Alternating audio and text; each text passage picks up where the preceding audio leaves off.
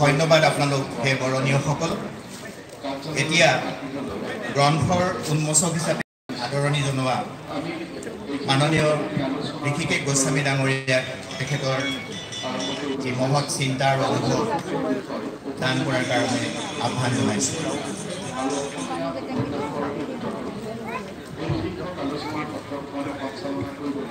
আমি আমন্ত্ৰণ জানাইছো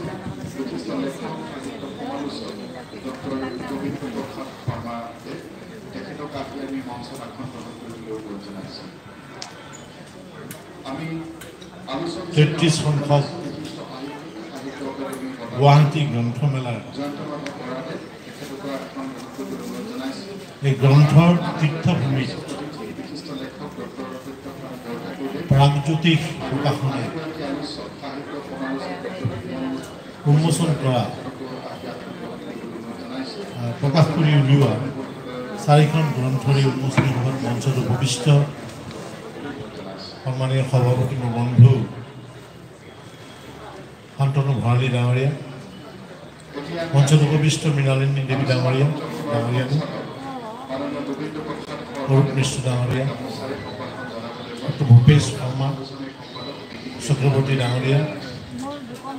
গণেশ চন্দা খগেন্দা আৰু মোৰ সন্মুখত থকা মোৰ অতি শ্ৰদ্ধাৰ গ্ৰন্থপ্ৰেমী ৰাইজ, আমি আজি ইয়াত আটাই মিলি তেজে ধোৱা আলাবৈ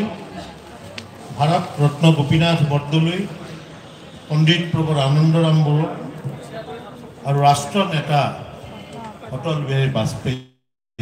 এই 4খন অতি মূল্যৱান গ্ৰন্থ আমি ইয়াতে